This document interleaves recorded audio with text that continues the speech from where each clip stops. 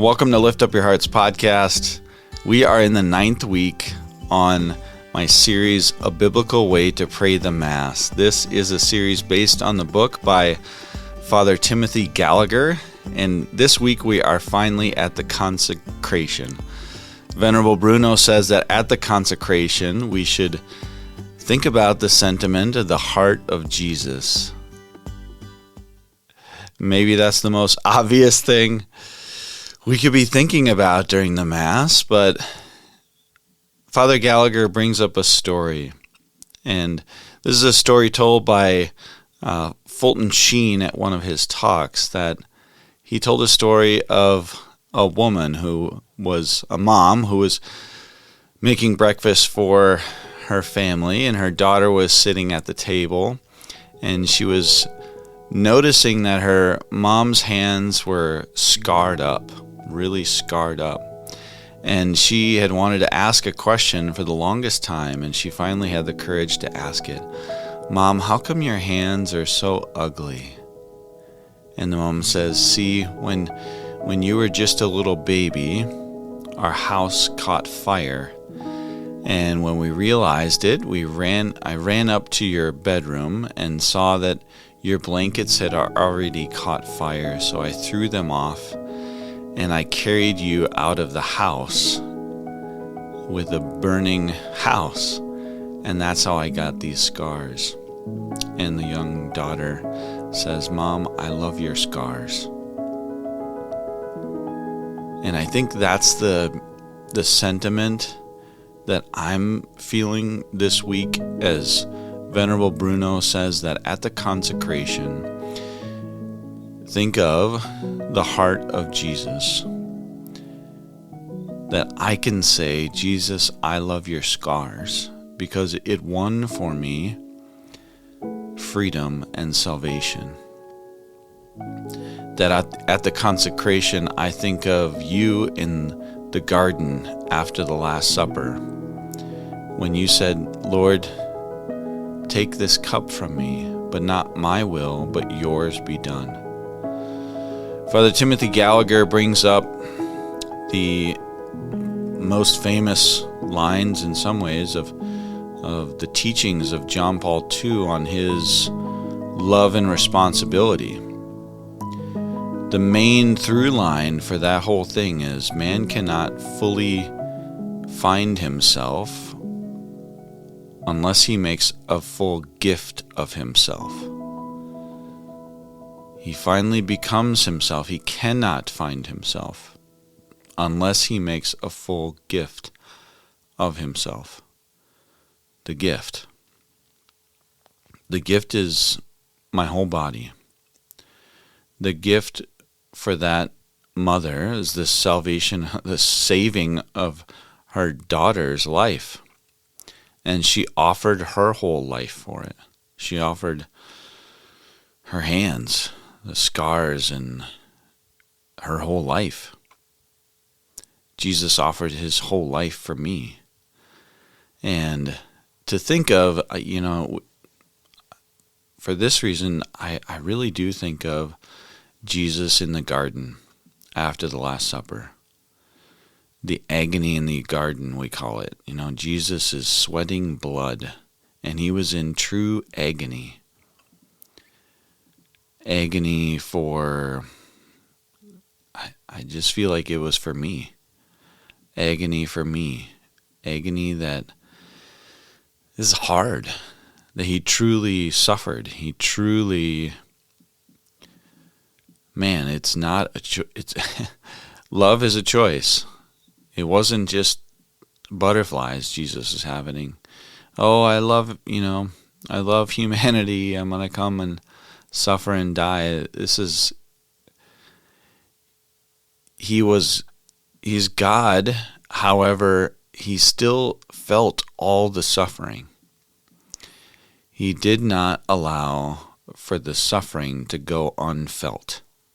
He could have, but he didn't. And so St. Paul says as well, we don't have a God, we don't have a high priest that hasn't gone through this suffering before us. We don't have a high priest that doesn't know our agony, that doesn't know our loneliness, that doesn't know all of it, except for our sin. He knows all the consequences of our sin. He feels them better than I do, probably. Not probably. He knows them better than I do. He knows the suffering. He knows the pain. He knows the ridicule from his own people. And he still does it. So at the consecration, Father Gallagher says, let's just take a moment and just place ourselves in Jesus' shoes. I know it's impossible, but to just pray the words of the consecration and pray them, I don't know, just try to pray them with the agony that Jesus knew he was going to go through, and that he offered his life for us, for me, for you,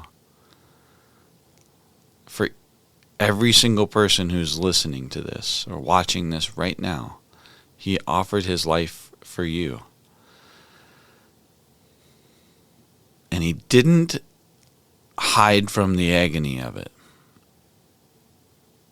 He didn't put on his God suit and become immune to the pain and the suffering and everything else, the agony and the loneliness. He didn't. So we go through the words of consecration here. And I'm going to say them slowly. I encourage you to listen to it, rewind it multiple times. Just listen to the words. Let them wash over you. And then when we go to Mass, think of the same thing. Jesus saying them to his disciples, and then the agony and the suffering and the death for you, for me.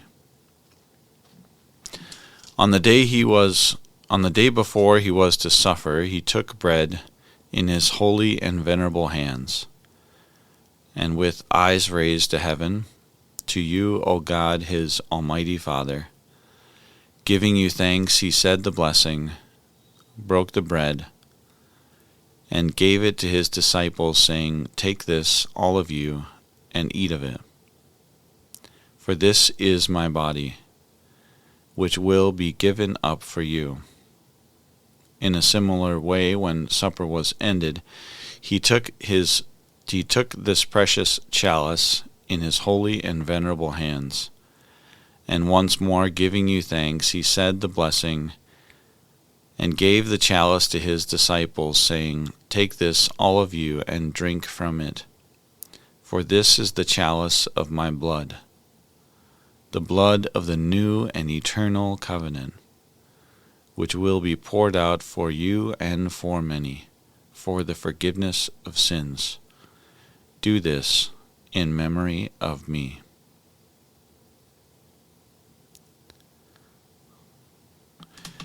I think this is my prayer this week, that we all just listen to that a couple times. We go to Mass and we think of Jesus at the Last Supper saying those words, knowing full well what he was to suffer the next day. That he was not going to hide from it. He was not going to make himself immune or numb or anything else. He was going to feel it all, and he was going to offer it for me, for you, every single one of you listening. I wish I could say your name, all of you, because I want you to hear it in a personal way. I want you to hear that Jesus did it for you, and insert your name, because I want you to feel it personally, that Jesus gave his life for you. every single person listening and watching, your name inserted. Jesus loves you, gave his life for you. And a biblical way to pray the Mass is to think about that. Just the reality of it. Let it wash over us. I certainly feel understood in my suffering, in my pain. There's one time where I was in a very deep difficulty I was getting chemo, and it was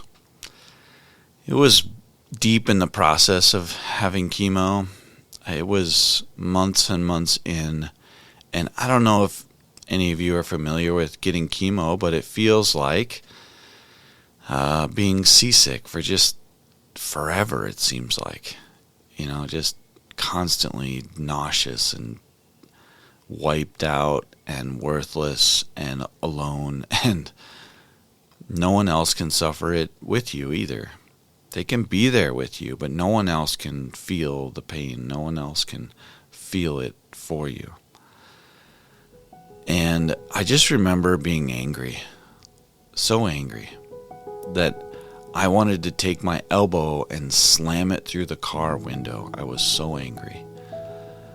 And we were driving home, and I looked up, and I just saw a billboard. I've never seen it before, but it said, "Jesus knows."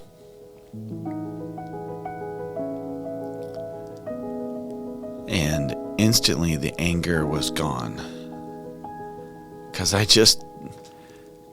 although no one could go through that treatment and that suffering with me, I know that Jesus did, and he knew it, and he understood it, and he could feel it with me, and he knew the difficulty I was going through. He knew how miserable it was. He knew. And that's all I needed at that time. I just needed someone to understand what I was going through. And he did. He knew. And it's been a really powerful thing for me, that at my worst, Jesus knows what that can be like, and he can be there with me, because he didn't hide himself from the suffering. He didn't hide himself or make himself immune or numb or anything else. He felt it. He fell carrying the cross. He died. He really died out of agony and suffering. And he didn't hide it for my sake and for yours. I hope you can feel him or hear him say it to you today. I love you. I'm praying for you. Please pray for me. I will see you next week. God bless.